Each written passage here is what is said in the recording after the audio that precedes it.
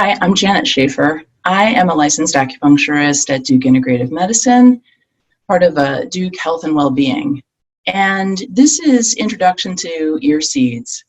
Many people have heard about ear seeds, but maybe didn't really know how it might be useful to you and what the reasons are, the indications are behind it. So, auriculotherapy, that's using your auricle for therapy. You've got two of them usually.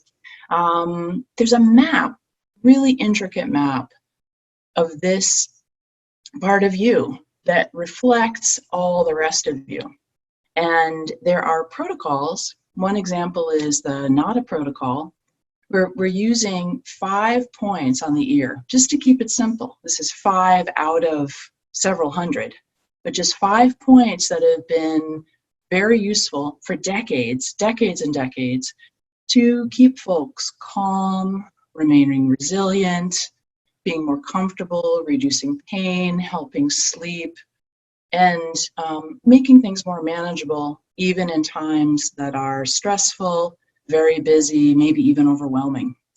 So we're going to do the 5 points and make it possible that you'll be able to do them as soon as we're done, either on yourself or on somebody in your family, one of your friends, or someone you work with.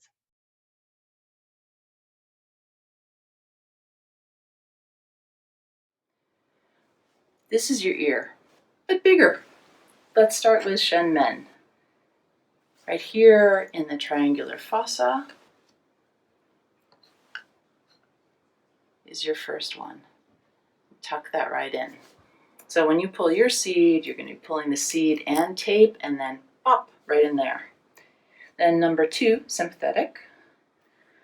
Aiming right here, this is the nose. You're going to aiming for the temple, the nose, and tucking right in here. This is going to be more visible on some people than others. Not everybody has the same pocket there, but that's sympathetic. And tuck with your thumb. Number 3, kidney. Almost always it's right under Shenmen, but it's kind of hanging off here. So you're going to press up, give that a little squish, not too hard. Number 4, following down, this is liver, following down this ridge until it runs into the helix, into this curve back here. Give that a good squish, not too hard because that may be tender on you or your person. And then number 5 is lung, and that's in the bowl of the ear. And there you have it.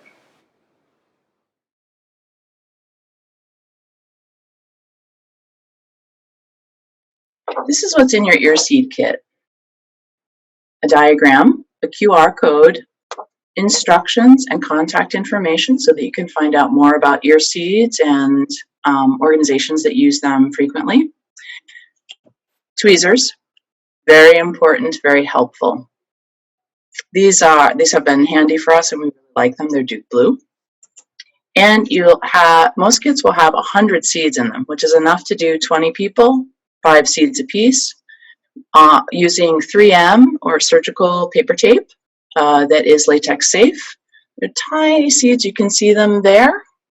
And then, last but not least, alcohol. So you can get the surface clean and get it ready to take on the tape so that it'll adhere well and stay for 3, 4, maybe even 5 days.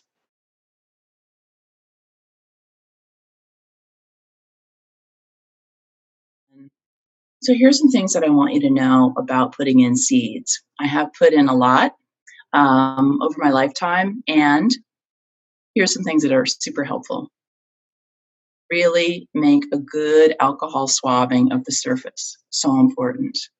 Please have hair out of the way, way out of the way. You don't want it getting involved. And please remind yourself or whoever you're seeding that the tape could be irritating to their ear. So to check it, have somebody take a look at it after a day or 2. It's great if the seeds can stay in 3 or 4 days. Really recommend that not going past 5 days. We want the skin to have a chance to rest and to be able to breathe. Something that you can do is seed the right ear round one, and then maybe seed the left ear the next time. Give both sides a chance. If you find that you do better with one or the other, then stay with that, but do give a day or two in between seedings, let's call it, and enjoy.